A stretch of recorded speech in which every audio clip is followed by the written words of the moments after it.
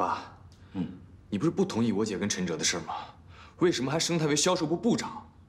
我这个人啊，一向是公私分明。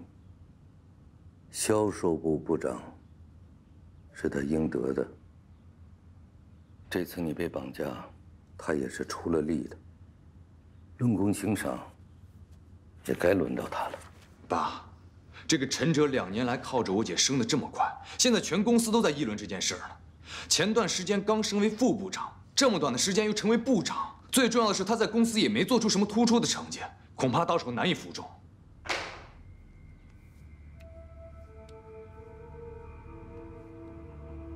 要的就是这个难以服众。水能载舟，亦能覆舟。舆论有时候可以杀人啊。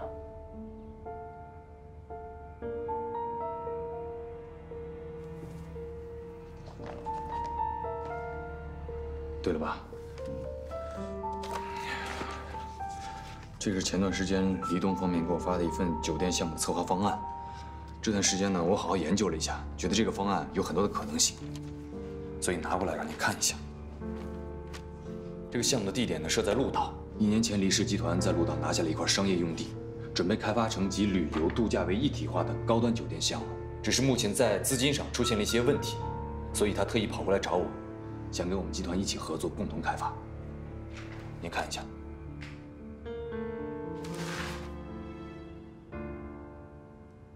他这个项目啊，我多少听了一些传闻。这件事情远没有你想的那么简单呐。那块地上原本有2个村子，一个村子已经安置完毕，但是另外一个村子中很多村民都不同意当初他们签订的腾退条件，闹得很厉害。他们什么时候能够解决还是个大问题啊！更何况，几家大的开发公司都不敢动这个项目。我们最好还是不要做这个出头鸟。更何况，高端企业管理经验我们也没有过。正因为没有经验，黎东方面可以全权负责酒店的管理和运营，我们只要单纯的投资就好了。而且我觉得这次是我们欧氏集团进入这个领域最好的契机。他们提出的条件是什么？金雅苑的一栋商业房和2亿资金。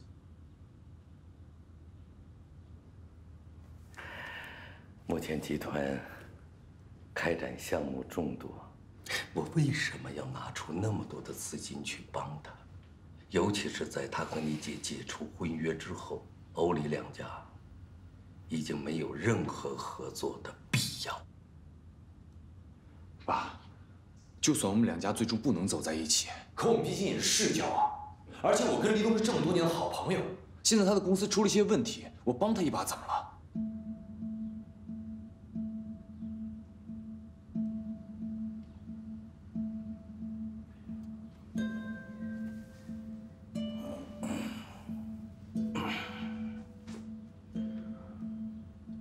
？50%。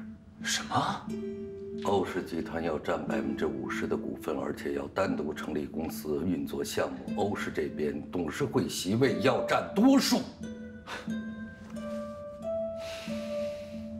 黎氏如果不是到了山穷水尽的地步，他是不会来求你的。他已经没有其他选择的余地喽。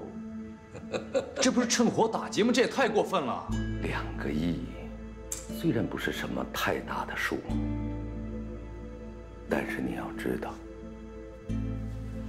投资酒店的成本、回收和盈利是一个极为缓慢的过程。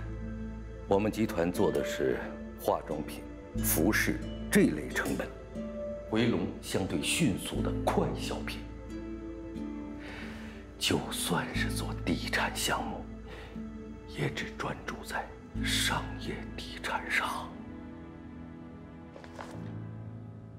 南联的楼，我为什么迟迟不封顶啊？我就是在等鹿岛的地铁开通，到时候地价至少要增长30%。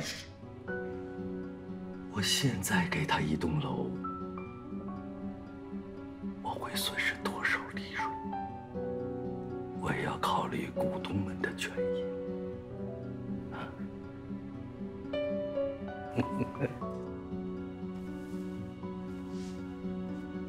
李董提出的条件和许诺的回报，一定是掺了水分的，他会给自己留后手。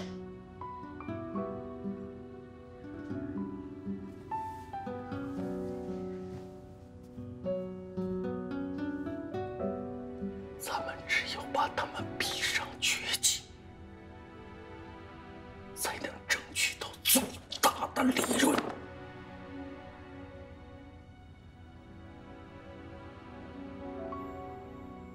可我还是觉得，怎么，我说的不对吗？可我还是觉得这么做有点太不近人情了。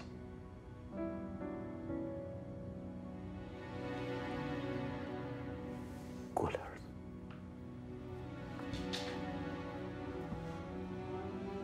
你什么时候才能做到不把个人感情掺杂到生意里来？生意就是生意，不是做慈善。人情能换来大利润。等有一天，你到了山穷水尽的地步，你还能收到这一份的人情吗？做梦！这是你爸爸我经历过来的，一辈子经历过来的，你懂吗？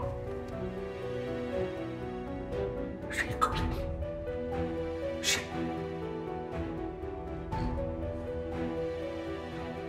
这叫生意。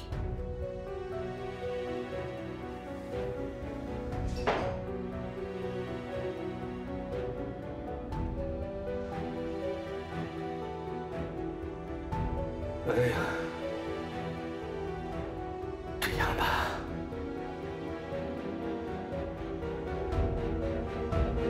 你陪我去个地方。啊？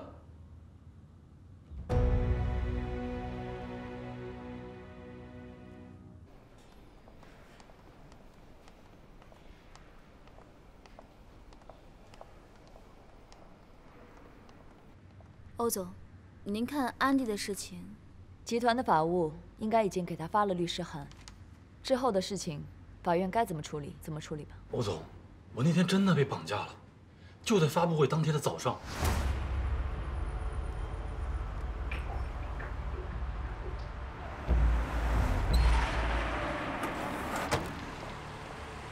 你们干嘛？抢劫吗？这里没有钱。哎，你们认错人了，误会。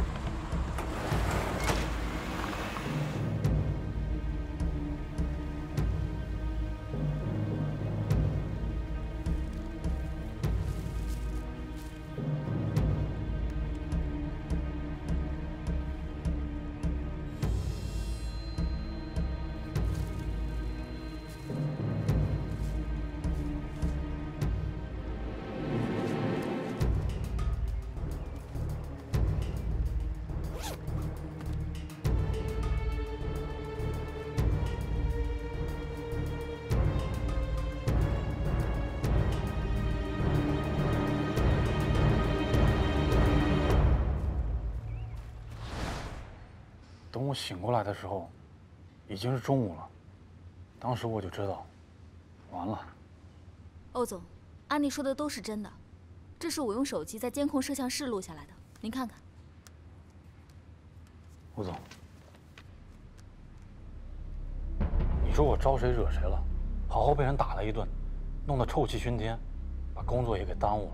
本来我看你们发布会办得挺成功的，这么多天也没找我，我就以为这事过去了。没想到，欧总，这件事绝对是有人蓄谋已久，故意破坏这场发布会活动。本来我和这件事情没有关系的，但是安迪是我的好朋友，而且他又是受害者。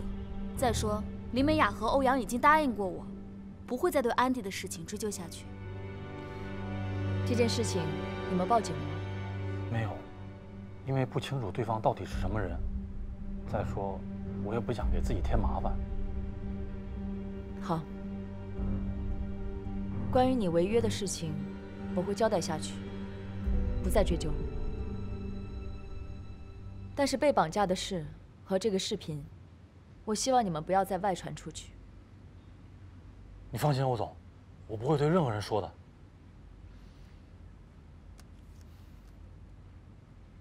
那我不送了。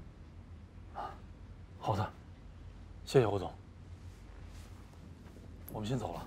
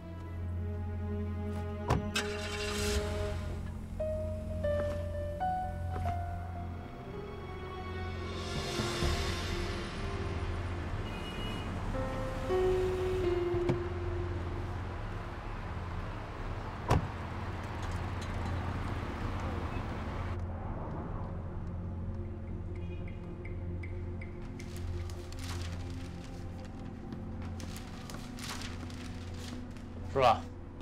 最近生意不错啊。啊，哎，比刚刚开业那会儿强多了。啊，对了，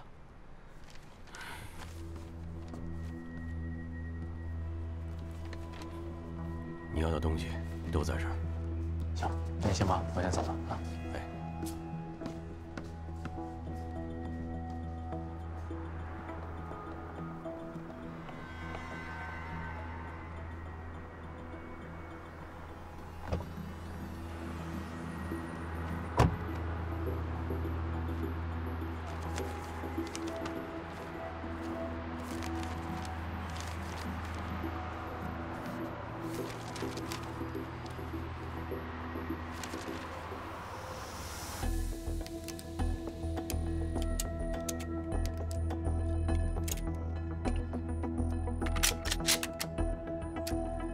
欧总，我那天真的被绑架了，就在发布会当天的早上。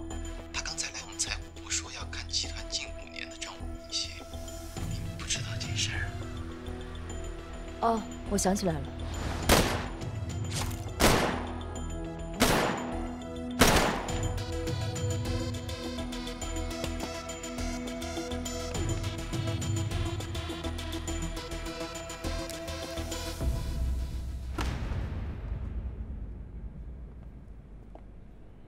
找我有事儿啊？我问你，安迪被人绑架的事情，是不是你找人干的？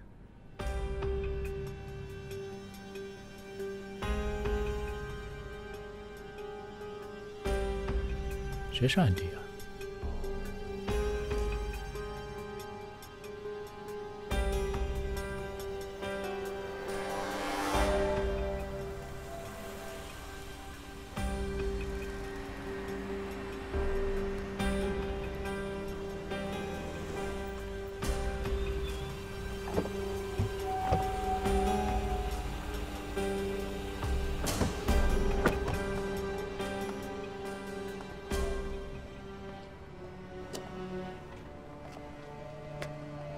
这是什么地方？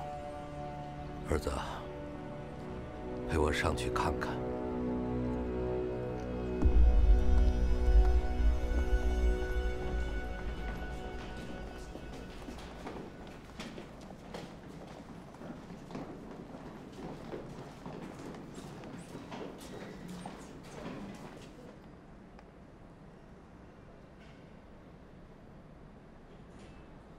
爸，你带我来这儿干嘛？这到底是什么地方？当初啊，欧氏集团就是从这小办公室起家的。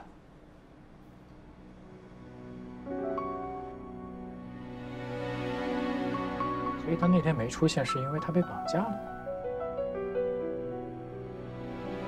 之前不管我跟欧阳是怎么斗的，但那都算是正常的商业竞争手段。绑架是违法的。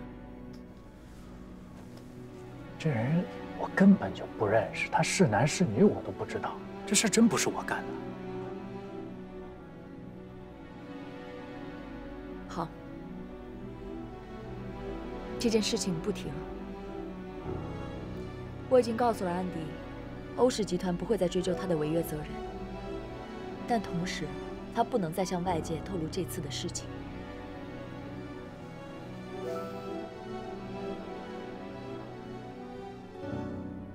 你最近工作压力也挺大的，要不要打几枪试试？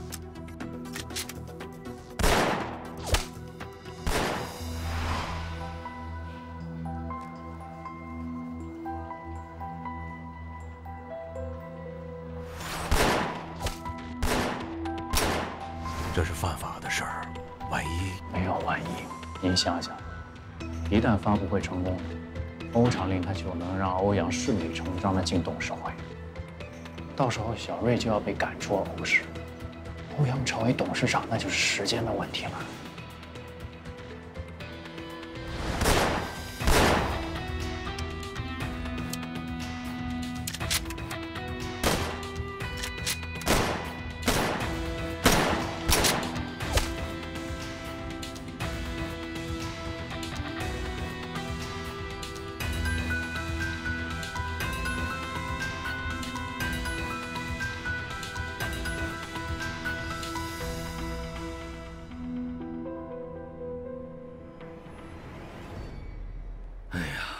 这么多年了，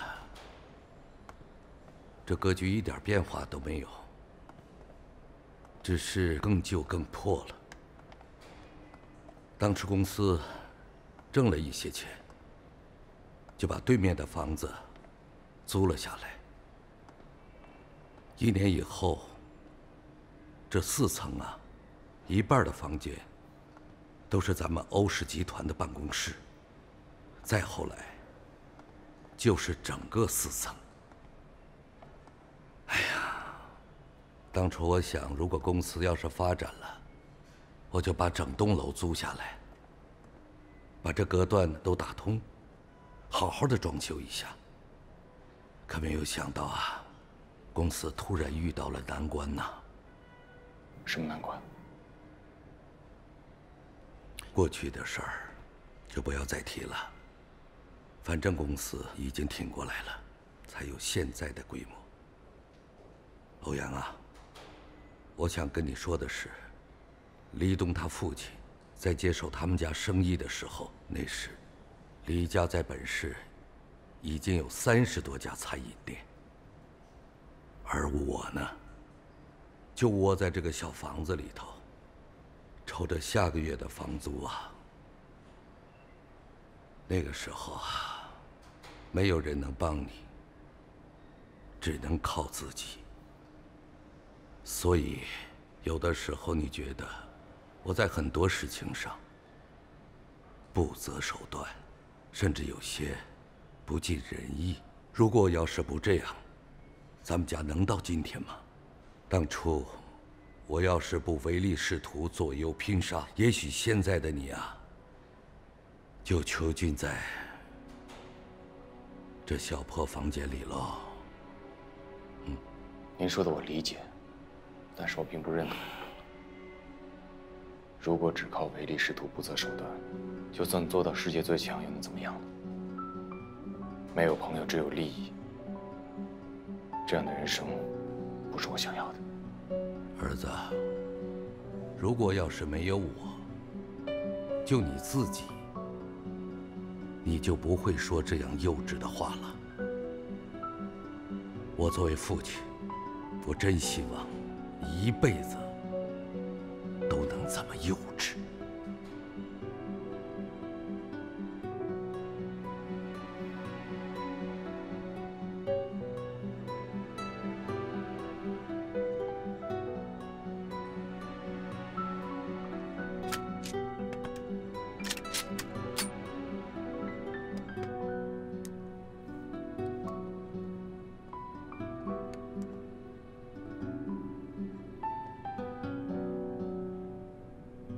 还有一件事情，我没弄明白。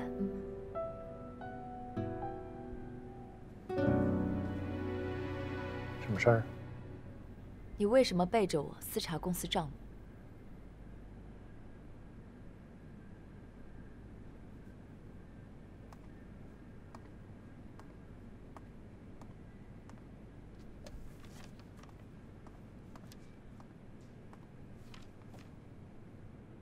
这是什么？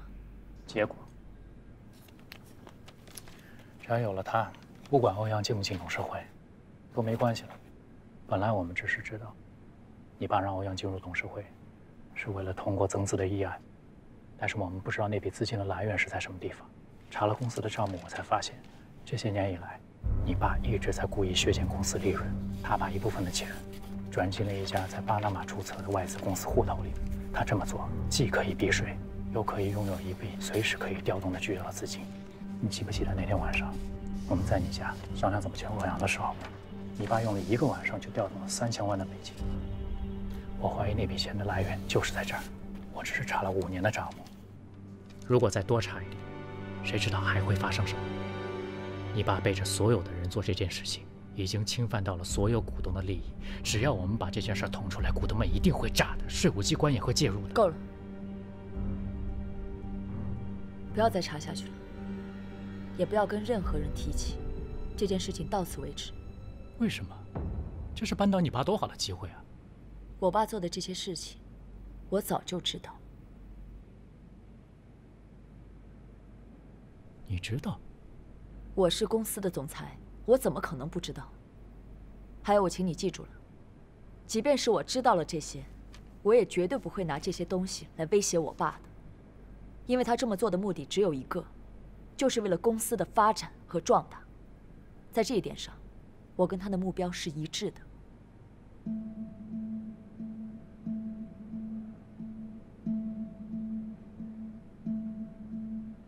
你私查公司账目这件事情，我已经跟财务部的主管打好招呼了，不会跟任何人提起。这件事情到此为止吧，可以吗？当然，回家吧。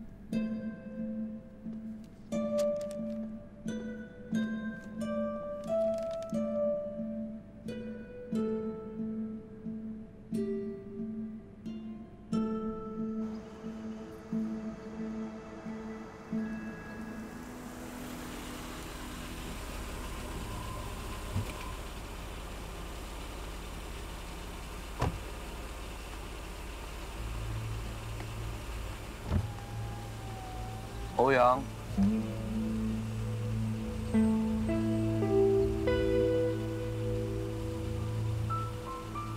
没事儿，走吧。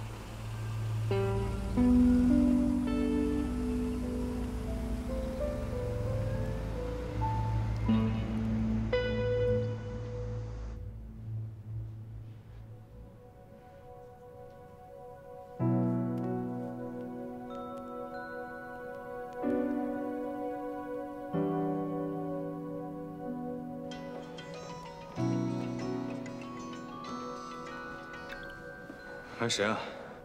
是我，徐思雨。哦，思雨啊，我还以为广告呢。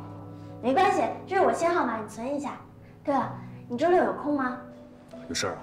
这周六我爸有一个基金启动仪式，之前我们已经邀请欧伯伯和欧瑞姐了，不知道欧阳先生有没有空？你也给我发个邀请函不就得了吗？还特意给我打个电话。那当然了，我得亲自邀请才行啊。好，那就周六见吧。周六见。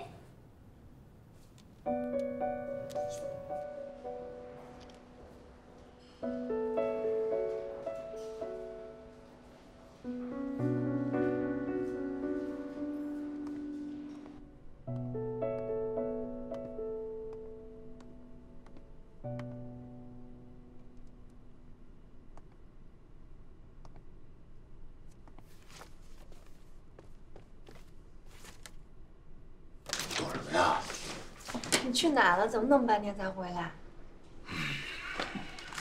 肚子饿不？你想吃什么？我可以去给你买。老饲养。不用。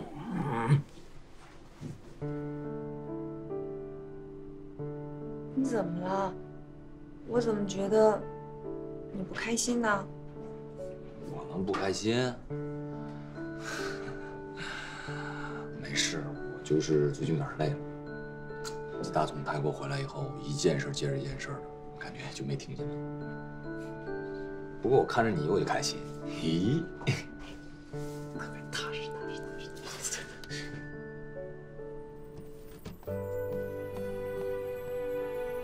是不是咱们俩的事情，你爸又给你施压了？哎，没有啊，你别瞎操心行不行？能不能别瞎操心？嗯。我能不担心吗？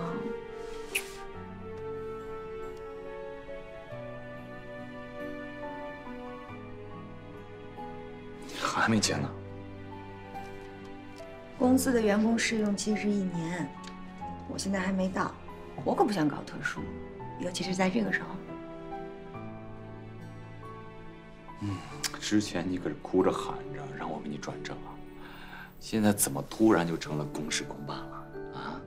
因为之前我是你的员工，做任何事情我当然要为我自己考虑了。但是现在我是你的女朋友，做每一个决定之前，我都会为我们俩考虑。尤其是你姐和陈哲的事情，闹得公司谣言四起的，我觉得我们得低调。我可不想把你推到风口浪尖上去。行，啊，反正是早晚的事儿。哎，晚上我陪你去试一件礼服好吗？然后我们再去吃饭。陪我去试礼服啊？嗯，又没什么活动，为什么要试礼服？思雨啊，哎，你的这份嘉宾名单啊，我看了，基本没什么问题。哎，但我怎么没有看到林美雅的名字啊？她不是你最好的朋友吗？而且她也是欧氏集团的员工，正好一起参与一下嘛。我也好当面向她表示感谢。他那天有事儿，所以来不了。哦，好吧，嗯。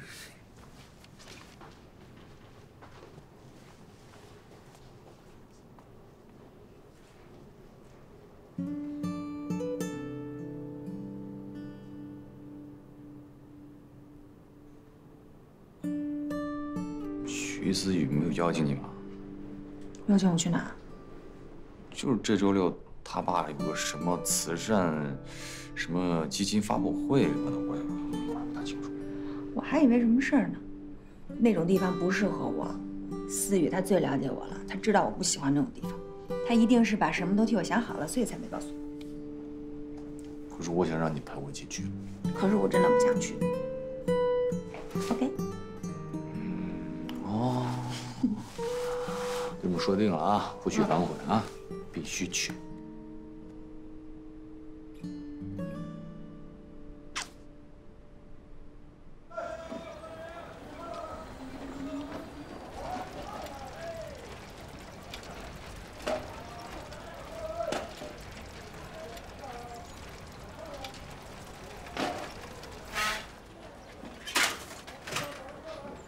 哥，怎么了？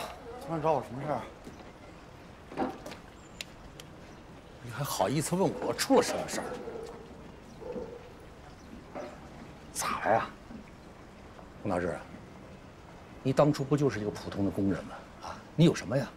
我当时不就是看了你人老实，没有花花肠子，才答应让志红嫁给你的吗？啊，现在你可以呀，钱没挣多少，吃喝嫖赌你都学会了吧？还学着别人抱二奶，哎，现在连家也赌没了。哎，志红哪点对不起你了？他不就是没给你生孩子吗？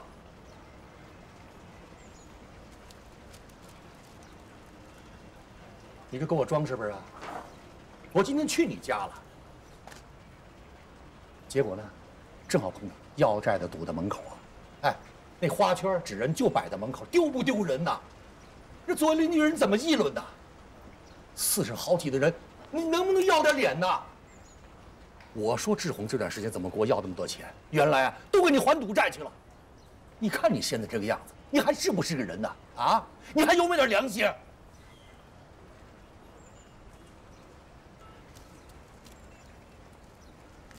哥，我能喝点酒吗？土豆，啊，来瓶啤酒。哎，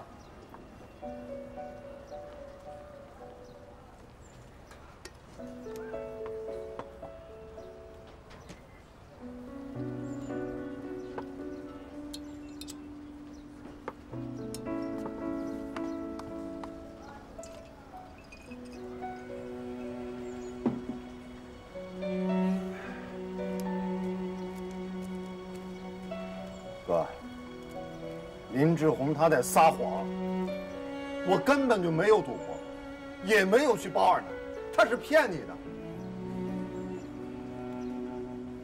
我本来打算把这些事儿我都烂在肚子里，我谁都不会去说。你说你遇到再大的痛苦，那也是我和他之间的问题。哥，我心里实在是委屈啊！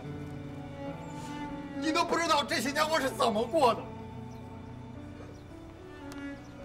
我不想跟你说了。你别哭啊！有什么你说出来嘛啊！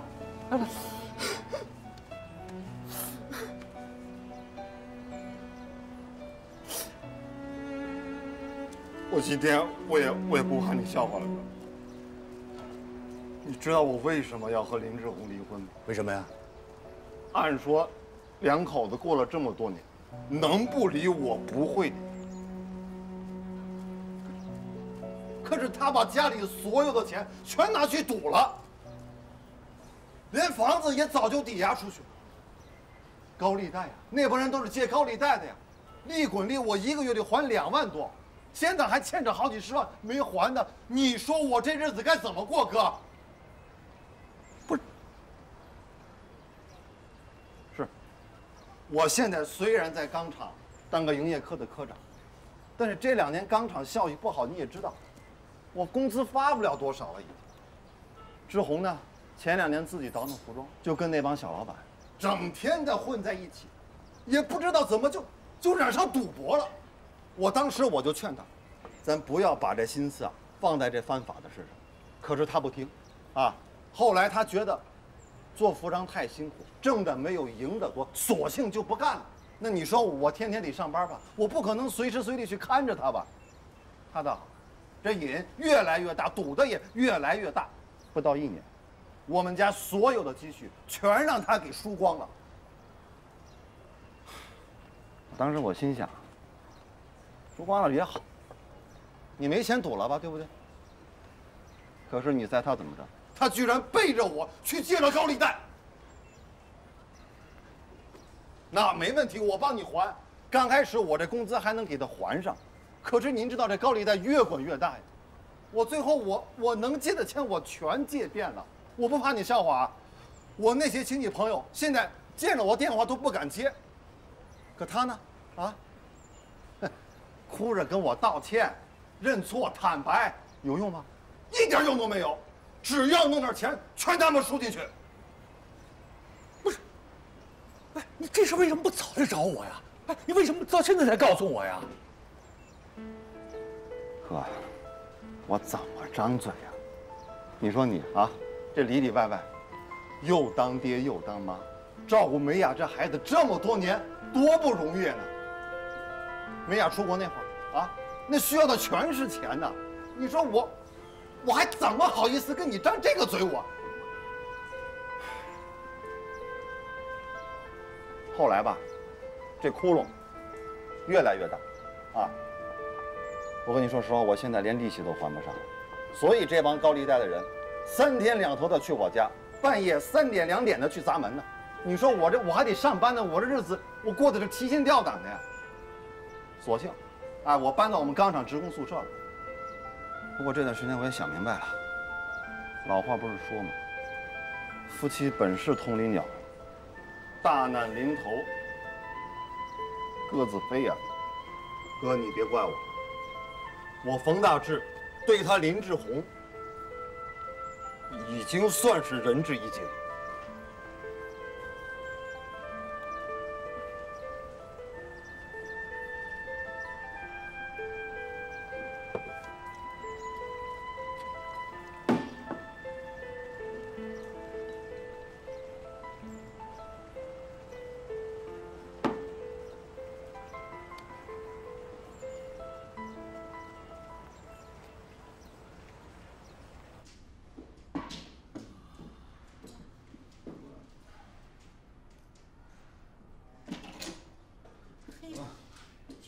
案子。不慌。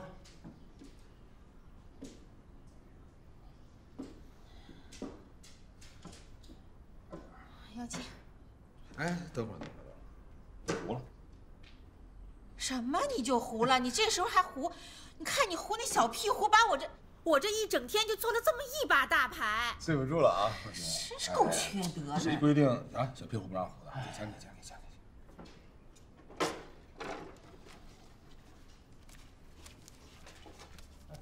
快点啊！来，哎，等会儿，你这差10块钱呢。什么意思啊？啊？我还能差你10块？我下把一会儿给你不行吗？哎，怎么没钱了是吧？算了，没钱不玩了。行了。哎，不是你们赢了一整天了，说不玩就不玩啊？好了，行了，说走就走，这缺德简直！没钱了玩有劲。我谁说我没钱了？我还有没？林志宏，站住！给我站着！给我！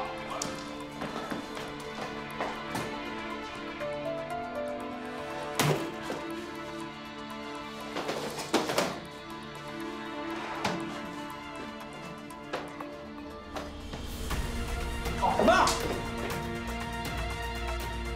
林志宏，你想往哪儿跑？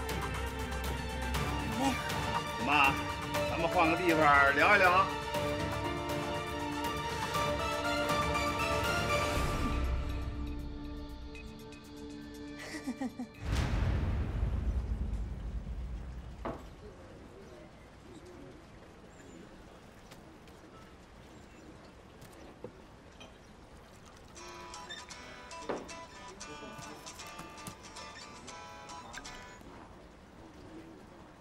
林志宏，你跑哪儿去了你啊？啊！哎，你知不知道？哥，救命啊哥！你快来，你现在马上来，你赶快来救我，要不然今天我可能就过不去了，哥。不是，哎，你别哭啊！你在哪儿呢你？啊？出了什么事了？在电话里哪说的清楚？我现在把地址发给你，你马上现在就来啊，哥！好，我马上过去，马上过去啊！你别急啊！土豆，哎，我出去一趟啊！哎，没事吧，叔？没事。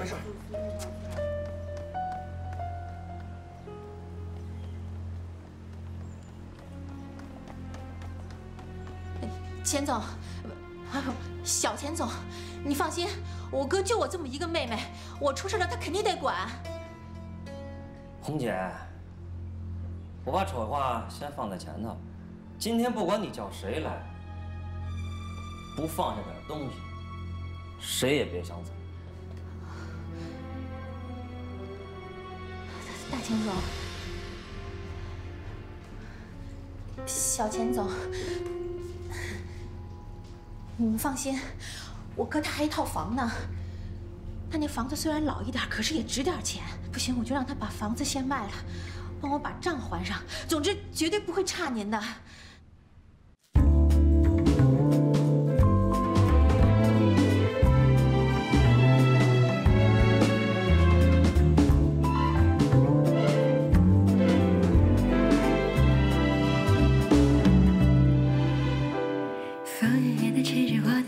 是我的发，我的心，我的眼睛。你远远地待在哪个城、哪个路、哪个房、哪个灯、哪扇窗口。